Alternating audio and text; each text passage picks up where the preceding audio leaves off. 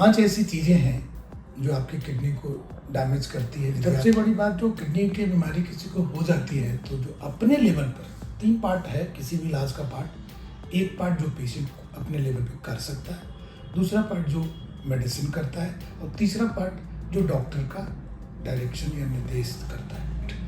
यदि आपको किडनी की बीमारी आ गई तो हाई प्रोटीन डाइट अवॉइड करना है। लॉन्ग स्टैंडिंग होल्डिंग्स, जो किसी को यूरिन का प्रॉब्लम है पर वो अननेसेसरी होल्ड करते हैं या इग्नोर करते हैं, ठीक है जब होगा होगा, नहीं होगा। छोटे छोटे इन्फेक्शन जो महिलाओं को हो जाया करती है, पेशाब की इन्फेक्शन वेरी कॉमन है पर इग्नोरेंट होता है, और इग्नोर होने की वजह से वो एक कॉम्प्लिकेटेड प्रोसीजर बन के सामने आता है।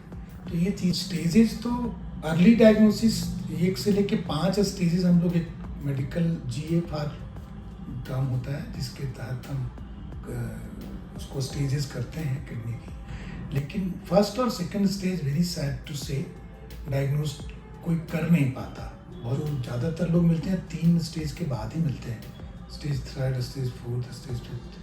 कोई लोग तो सिर्फ डायलिसिस के नाम पे मेरे पास मिलने आते हैं कि सब डायलिसिस करनी पड़ेगी, एम्स ने कहा है, सफदरजंग ने कहा है, तो आप मुझे बताएं कि कहाँ होगा। अभी तो जो मैं किडनी की बीमारी में जो लोगों को देख रहा हूँ कि किडनी की बीमारी होने का कारण है, ये डब्बा बंद चीज़ें। मैं किसी प्रोडक्ट को टारगेट नहीं करना चाहता, लेकिन आए दिन हम बहुत ही चीज़ें रिफाइन खाने लग गए।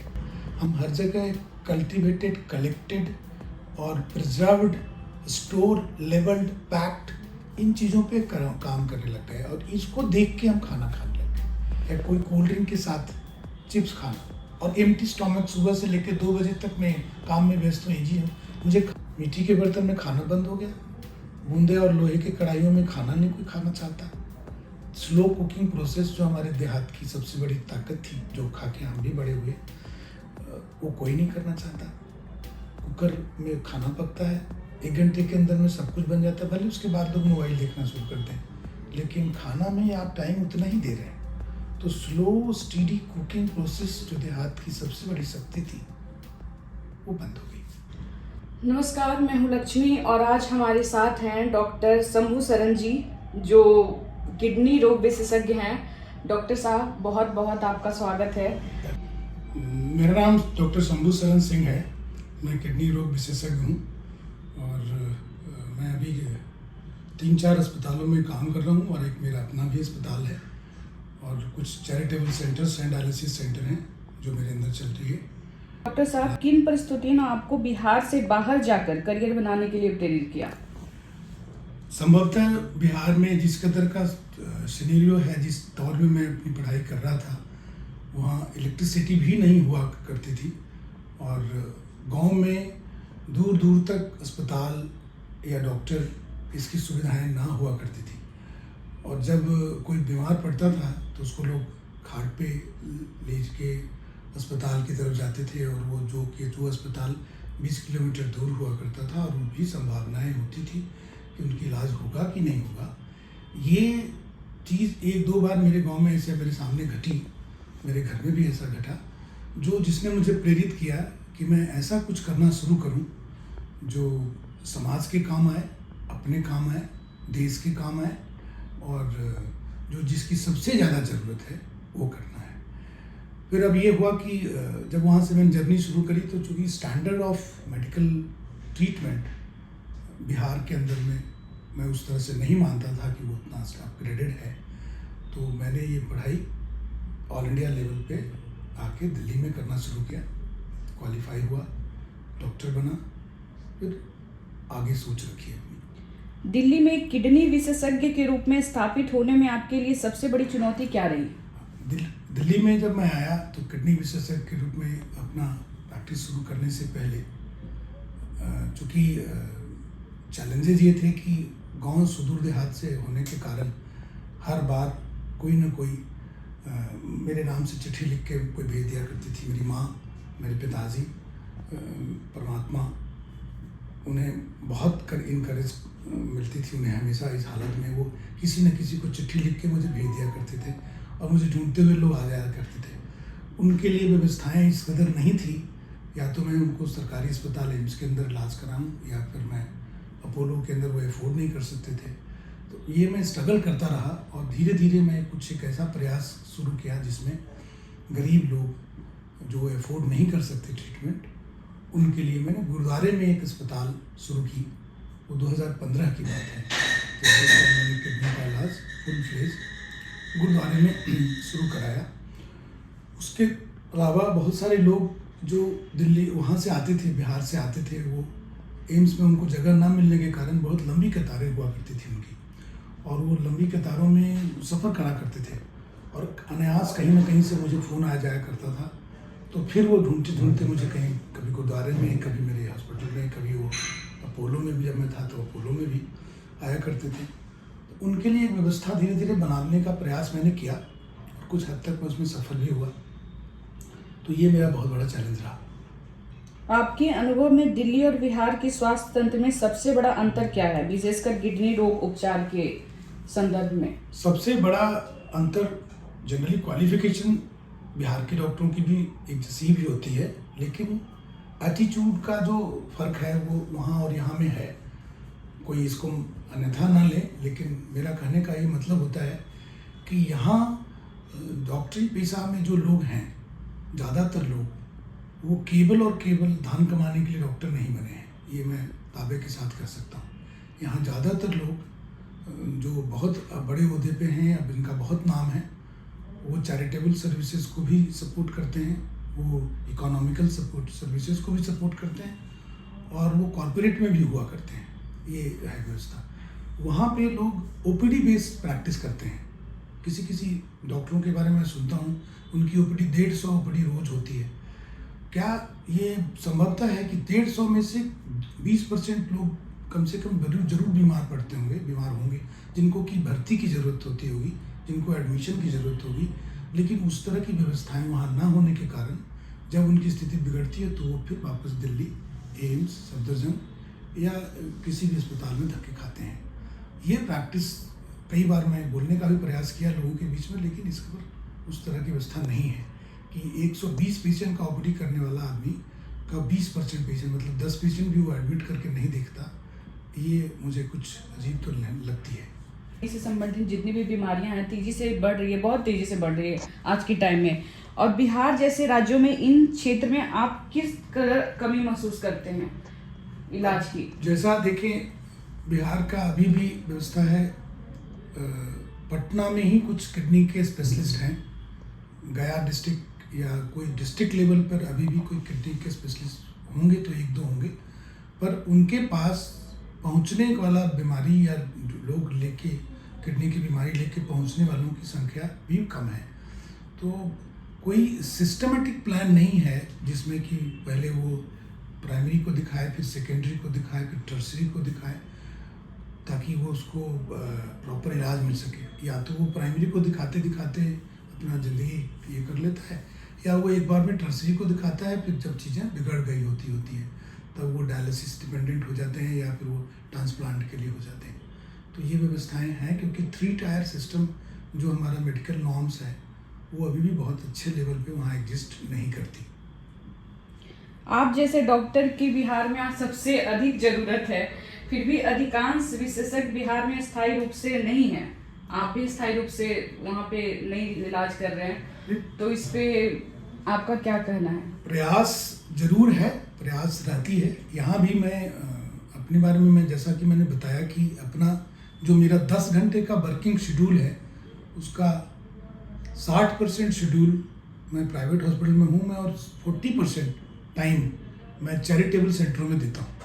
मेरे अंदर में 5 गुरुद्वारों में सेंटर चल रहे हैं, और वो dialysis centre plus OPD plus admission सब है उसमें, छोटी जगहों में।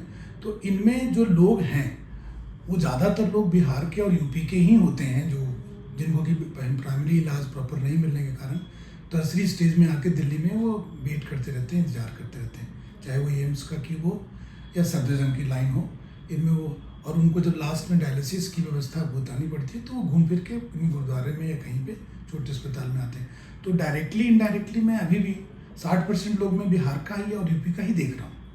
वो उसमें 40% ही लोग दिल्ली के प्रॉपर हैं जिनको मैं इलाज कर रहा हूँ। या दिल्ली के बाहर के। यह क्या केवल इंफ्रास्ट्रक्चर का देखा जाए तो कमी है बिहार में, या प्रशासनिक नीतिगत कुछ डॉक्टरों के प्रति मतलब सही नहीं है? इंफ्रास्ट्रक्चर तो हद तक गवर्नमेंट ने टाइम टू टाइम इम्प्रूव किया है, और हर डिस्ट्रिक्ट में एक डायलिसिस सेंटर गवर्नमेंट ने स्टार्ट किया है, लेकिन उसके अलावा डेडिकेटेड डॉक्टर की भी कमी है। डेडिकेटेड डॉक्टर वहाँ उस कदर नहीं है कि यदि किसी की तबीयत खराब होती है और डिस्ट्रिक्ट लेवल हॉस्पिटल में उसका इलाज चल रहा है तो उसको उसी समय में इलाज मिल जाए, तो इसकी भी कमी है। Plus as for the norms and as for the scenario जो सब जगह चल रही है, उसमें कंसर्निंग डॉक्टर, चैरिटी मोड में डॉक्टर को मैंने अभी तक तो किसी को नहीं देखा बिहार के अंदर जो चैरिटेबल वर्क करने की वजह से बहुत फेमस है। हो सकते होंगे, लेकिन मैंने किसी को अभी तक नहीं देखा है, तो मैं चैरिटी का बहुत बड़ा पार्ट नहीं मानता कि बिहार में इसको बहुत अच्छे सेंस में कोई लेते हैं। अगर बिहार सरकार और निजी क्षेत्र मिलकर बेहतर सुविधाएं, सुरक्षा और स्वतंत्र कार्य परिस्थितियां उपलब्ध कराए तो क्या आप बिहार में नियमित आंशिक ओपीडी कैंप और बाकी सेवाएं दे पाएंगे? बिल्कुल ज़रूर दे पाऊँगा। यदि मेडिकल नॉर्म्स के तहत और मेडिकल प्रैक्टिस गाइडलाइंस के तहत कुछ व्यवस्थाएं वहाँ दी जाए तो मैं अपना सौभाग्य समझूंगा कि मैं वहाँ कुछ इनिशियल दौर पे किडनी के स्क्रीनिंग प्रोग्राम, जिससे उन लोगों को पता चले किडनी के बारे में अर्ली स्टेज में, इस पे काम करवाना चाहूँगा मैं। फाइनल ट्रीटमेंट, ट्रांसप्लांट या डायलिसिस या एडमिशन, ये चीज़ें की व्यवस्था वहाँ शुरू करने में अभी वक्त लग सकता है, लेकिन शुरुआती दौर पे जो स्क्रीनिंग प्रोग्राम है, जैसा कि आप जानते हैं किडनी खराब होने की बहुत जो कारण है, उसमें बहुत बड़ा कारण शुगर और ब्लड प्रेशर है।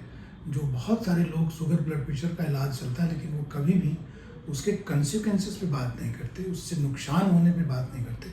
तो वो स्क्रीनिंग प्रोग्राम करना चाहें गवर्नमेंट अर्ली स्टेज में, तो एक गरीब या एक मिडिल क्लास या कोई एक अमीर भी अर्ली स्टेज में डिटेक्शन हो जाएगी उसकी किडनी की बीमारी की, और उसको नेफ्रोलॉजिस्ट का इलाज से वो डायलिसिस तक जाने से बच जाएगा, और हर संभव उसकी बहुत बड़ा प्रयास होगा जो सोसाइटी के लिए सफल प्रयास कहा जाएगा। बिहार के युवाओं, विशेष करके मेडिकल छात्रों और नए डॉक्टरों को आप क्या मैसेज देना चाहेंगे जो उच्च अध्ययन या बेहतर अवसरों के लिए राज्य से बाहर जा रहे हैं? युवाओं में प्रतिभा की कोई कमी नहीं है, मैं दावे के साथ कहता हूँ, लेकिन प्रतिभा में जब तक आपकी प्रतिभा दिशा की ओर नहीं बढ़ती है, दिशा निर्धारित नहीं करके बढ़ती है, तो वो प्रतिभा समाज के काम कम आती है। अभी भी मैंने पढ़ने और डिबेट करने या एनालिसिस करने या रेफरल सर्विसेज या टीम वर्क की बहुत कमी है बिहार के डॉक्टरों के अंदर, जो मैं यहाँ भी महसूस करता हूँ। इसको कोई अन्यथा ना ले, क्योंकि हमने किसी पे कोई टीका टिप्पणी नहीं करी है, लेकिन एक सलाह आपने जैसा कहा है कि इंटर डिसिप्लिनरी ट्रीटमेंट का डिस्कशन बिहार में लोग नहीं करते, क्योंकि लोग ओपीडी बेस्ड प्रैक्टिस पे बिलीव करते हैं। तो इस ओपीडी का पेशेंट उस ओपीडी में नहीं जाता, उस ओपीडी का पेशेंट इसमें नहीं जाता, तो इसके कारण एक कलेक्टिव थॉट इम्बाइब नहीं होता। क्या व्यक्तिगत तौर पे बिहार के लिए आप कुछ करना चाहते हैं, या करना जो कुछ चाहते हैं वो क्या करना चाहते हैं अगर आपको मौका मिलेगा तो? मैं बिहार के लिए, यदि गवर्नमेंट कोई नई ऐसी पॉलिसी लानी चाहती है जिसके तहत गांव में अभी जो मैं अभी फील करता हूँ, इमरजेंसी सर्विसेज की बहुत कमी है बिहार के अंदर। अभी भी इमरजेंसी सर्विसेज, यदि कहीं पे किसी को कुछ होता है तो लोग ऑटो में या छोटे मोटे वैन में या किसी चीज़ में लेके पेशेंट को लेके जाते हैं। इसके दौरान में उनको ऑक्सीजन या मेडिसिन या किसी चीज़ की हेल्प नहीं मिलने के कारण पहुँचते वो रास्ते में ही दम तोड़ देते हैं। तो मेरी इस आपके प्लेटफॉर्म के माध्यम से यदि सरकार से कोई बात तक मेरी पहुंचती है, तो मेरे मन में एक बात चल रही है कि हर पीएचसी को नीचे के ऑक्सिलरी पीएचसी से या वहाँ के पंचायत के लेवल से उनके टेलीफोन नंबर के साथ एम्बुलेंस सर्विसेज से जोड़ी जाए, क्योंकि रोड की सुविधाएं पहले ना थी, जब हमारे समय में बहुत दिक्कत थी, अब तो है। और बिजली की भी सुविधाएं हैं, तो एम्बुलेंस सर्विसेज का कनेक्ट पॉइंट हो जाने से जाने बहुत जल्दी और ज़्यादा बच सकती है और बहुत कम खर्च में बच सकती है। तो इस तरह का कोई प्रोग्राम यदि गवर्नमेंट लॉन्च करती है तो उसमें मैं अर्ली डिटेक्शन कैंप और प्लस साथ साथ इमरजेंसी कनेक्ट पॉइंट उस पर भी मैं वर्क कर सकता हूँ यदि मुझे गवर्नमेंट वैसी कोई अपॉर्चुनिटी देती है तो। जिस तरीके से आपने बताया कि आप इंडिया से बाहर चले गए थे अपनी जी, माँ जी। के कारण वापस लौट आए, जी। तो आप क्या अपनी माँ के लिए कुछ कहना चाहेंगे? माँ मेरी एक स्ट्रॉन्ग पिलर है मेरे लिए, जो अनायास मेरे अर्ली डेजेस में मैं जब MBBS ग्रेजुएट के बाद जब लोग उसे 10-50 लोग मिलके कहा करते थे कि आप डॉक्टर साहब को बुलाओ, मुझे दिखाना है उनको, तो मेरे पिता आर्मी के ऑफिसर थे और मेरे पिता भी ऐसा प्रयास करते थे कि मुझसे मिलने आओ, और जब मैं आता था तो दिन भर मुझे बीमारी परेशानी जितनी होती थी मैं देखता था और करता था। तो मेरी माँ का एक समाज के प्रति बहुत बड़ा योगदान ये रहा कि उन्होंने हर हालत में ये तय कहा कि आपको अमेरिका से बिहार में आना है, गया में आना है या दिल्ली में आना है, अमेरिका में नहीं रहना है। तो मैं उनकी इच्छा सर्वोपरि मानते हुए मैं वापस आया, और आज जो मैं कर पा रहा हूँ उसमें सचमुच तो माँ का योगदान है।